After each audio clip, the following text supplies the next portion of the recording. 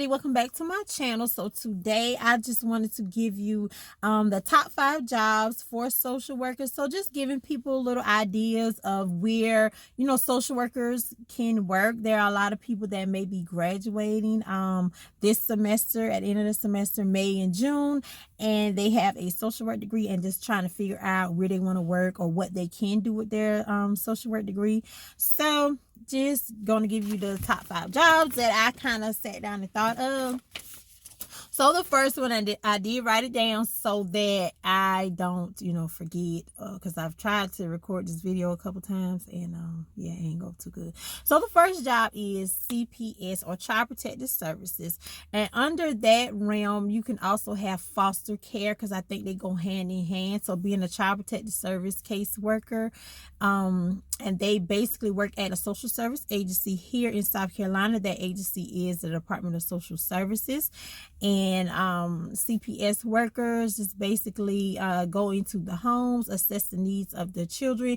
Usually they come in contact with families based on calls. They have a hotline that people, any mandated reporter or any citizen that has a genuine concern about the welfare of a child can call that hotline, and that's how these CPS, or Child Protective Service workers, get involved. And they try to come up with a plan to help the family where they are lacking. And if that's not enough, because with some families that's just not going to be enough, and the children may need to be removed from the home, then they can start that process as well. And that's kind of where foster care comes in. On that end, they have foster care workers and then CPS workers, but they all work under the Department of Social Services. The next job is going to be mental health social workers. So they could work in a clinic setting where patients, I know here the Department of Mental Health have different clinics set up around the different counties, and people can walk in and have assessments done and get counseling services for their mental health needs. They can also get medications as well, so they can monitor their medication and provide counseling services in a mental health clinic, as well as in like a psychiatric hospital for patients that may need a higher level of care. The third one is going to be in a school setting, and basically in a school setting, social workers kind of serve as the liaison between parents and the school. They are also there as well to assess like the well-being of children, making sure their needs are met, and they are also an advocate on both ends. So school social worker is pretty good job to go into as well. Usually they need to be licensed to do that job. The next is going to be a nursing home social worker. So you would have to have like a little background in gerontology. There are some places that will give you that experience. They'll hire you on and you can have a chance to work there and gain the experience.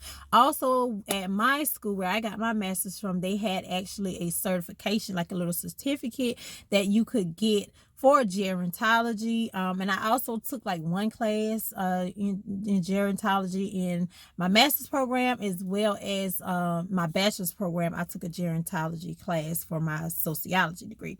But so nursing home is another one, and you're basically assessing the patient's needs, making sure that the patients at the nursing home, they get admitted, that they have everything that they need. They get linked up with the community resources. They have the proper doctors involved. They're making their medical appointments, and if not, what are the barriers? Why aren't those needs being met? So you are kind of there to make sure that they're getting all their daily needs met, and if not, why not? And you advocate for those patients.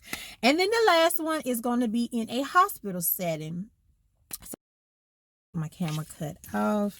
So in the hospital setting, you are there as well to basically make sure that the patient's needs are being met. If they need someone to advocate for their health, then you would assist with that. Also with linking them up with community resources. You help with discharge planning, making sure that when they leave that hospital, they have everything that they need. They have appointments set up. If they need a follow-up, they have the necessary equipment. If they have to go home with any type of equipment, that they have that.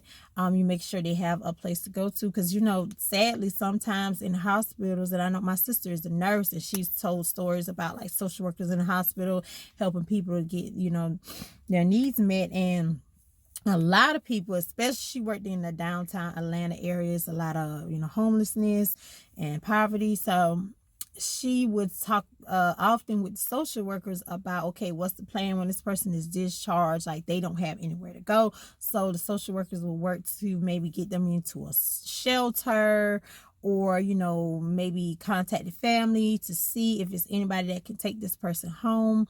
So social workers help with that, and they also, like I said, they assess their needs to see if it's anything else they need as far as health insurance, making sure all of that is in place as well.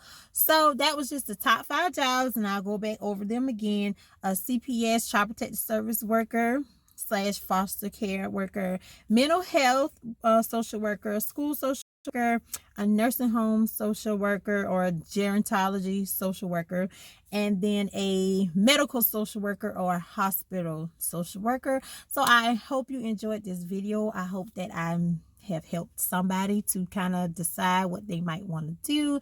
And I thank you all for watching, and keep coming back for more. You have a wonderful day. Bye.